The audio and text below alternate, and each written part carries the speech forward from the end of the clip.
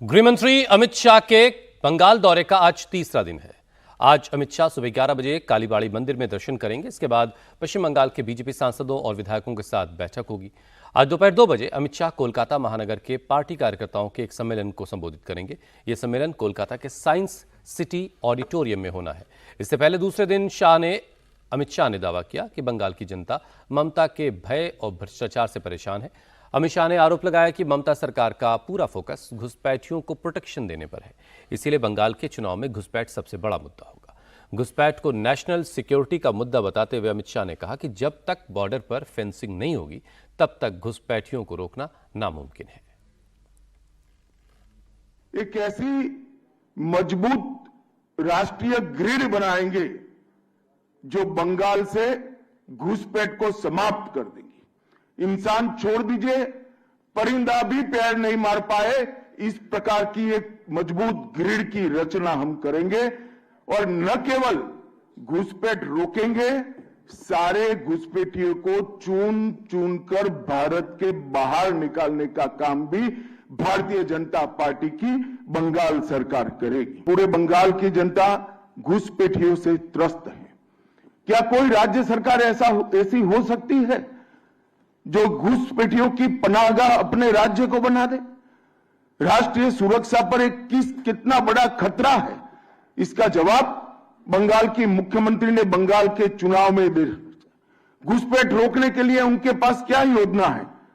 Article 370 हटता है, वो विरोध करती है।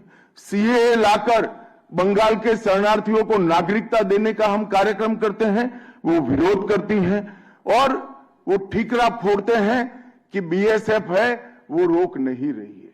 ममता जी, मैं आज आपको इस सार्वजनिक प्रेस वार्ता में पूछना चाहता हूं कि कौन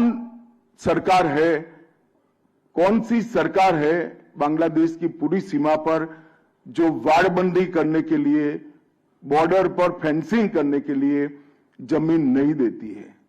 अगर आप जवाब न दे पाए तो मैं ही देता हूं। आपकी ही सरकार है जो जमीन नहीं देती है, जिसके कारण फेंसिंग का काम समाप्त नहीं होता है। बीएसएफ जब तक फेंसिंग नहीं होती है तब तक बीएसएफ सुरक्षा नहीं कर सकती है।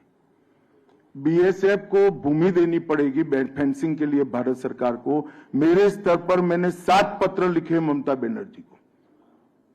ये 6 साल के अंदर 3 बार गृह सचिव यहां कर मीटिंग कर गए चीफ सेक्रेटरी से। मैं पूछना चाहता हूं तृणमूल कांग्रेस की सरकार को, जमीन देने में क्या डर है? कि आपकी कोई रिस्पॉन्सिबिलिटी नहीं है या आप घुसपैठ होने देना चाहते हो? जिस वक्त कोलकाता में अमित शाह ममता बनर्जी पर इल्जाम लगा रहे थे, उस वक्त ममता बनर्जी बांकुड़ा में पब्लिक मीटिंग को एड्रेस कर रही थी। बांकुड़ा से ममता ने अमित शाह को तुरंत जवाब दिया। उन्होंने कहा कि पश्चिम बंगाल सरकार ने 3 जिलों में बीएसएफ को जमीन दी, लेकिन अभी तक वहां फेंसिंग का काम नहीं हुआ। इसीलिए अमित शाह अपनी नाकामी का ठीकरा बंगाल सरकार पर न फोड़े। বিএসএফ কার হাতে? অনেক জমি তোমায় দিয়েছি, কিন্তু তুমি করতে পারোনি। আগে ওগুলোর কাজ শেষ করো, যে জমিগুলো দিয়েছি তারপরে আবাদ দেব। তোমার তো বর্ডার করার কাজ নয়, তুমি এখন 1.5 কিলোমিটারটাকে 50 কিলোমিটার বাড়িয়ে দিয়ে গ্রামে গ্রামে ঢুকে বিএসএফকে দিয়ে থ্রেট করছো। আমি বিএসএফ এর বিরুদ্ধে নই, আমি সিআইএসএফ এর বিরুদ্ধে নই, আমি সিআরপির বিরুদ্ধে নই, আমি এজেন্সির বিরুদ্ধে নই, কিন্তু তাদের বলবো ইম্পার্শিয়ালি কাজ করতে। যদি বিজেপির কথাই চলে তাহলে তো বলতেই হবে। কই আমরা তো পুলিশকে বলি না বিজেপির কথাই, আমাদের কথাই চলো। তারা নিজের মতো করে, যতটা পারে করে। কাজেই মনে রাখবেন, বিনা যুদ্ধে 1 ইঞ্চি জমি ছাড়ছি না এবং ছাড়বো না।